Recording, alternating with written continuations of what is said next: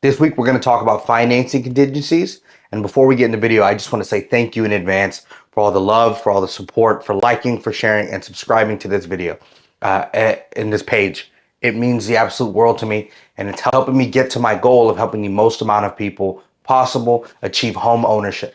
My personal mission that everyone I meet, come across, or have relationship with has access to home ownership.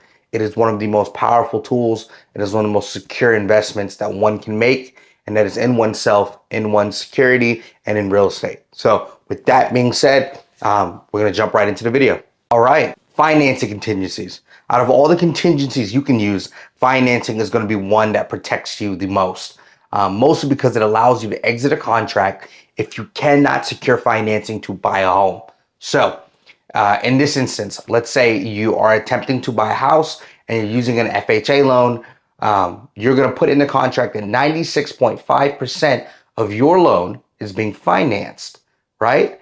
And the other 3.5, which is usually FHA down payment, is going to come out of pocket. When you pitch this offer to a seller, they have the ability to see how much you're getting financed and how much you're putting down on your down payment, and then determine off of that whether or not you're a valuable buyer that's going to take them to closing. There's a lot of different factors to this. So if there's 3 identical offers on a home and the only difference is going to be the choice of financing, one person uses a THDA, which is 100% financing, another an FHA, which is 96.5% financing, and the last person uses a conventional and they opt for the 20% down. So that's going to be 80% financing. The seller may be more inclined to lean towards the person who's going to pay more cash out of pocket initially, just because it protects the seller and it gives the buyer more opportunities to apply for different loans if something happens with the original lender. So financing contingencies, why does this matter to you? Okay, so if you're doing an FHA loan for 96.5%, right, financing, and something happens and you're unable to secure that loan, if you did not have a financing contingency in the contract, you are still obligated to go to closing and pay for the house, which is going to be impossible, but you don't have the money. So that can lead to a breach of contract and legal ramifications. But if you have a finance contingency, guess what? When the minute you realize that you cannot secure that loan, you say, hey, Mr. or Miss Seller, I cannot secure this loan. I have to back out of this contract.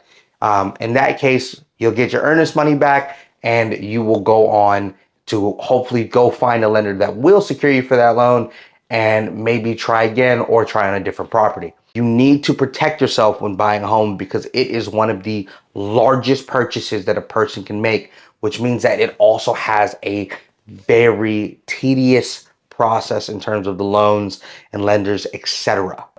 With that being said, some sellers will require you to have a pre-approval letter before you even put in your offer, right?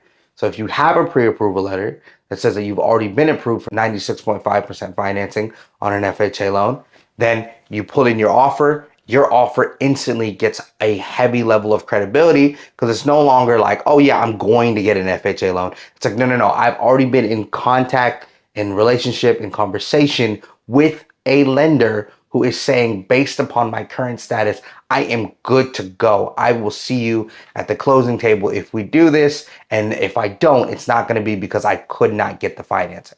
So that's financing contingencies. I hope that you guys learned something because remember, our goal is to educate, empower, and execute. And we want you to do the same.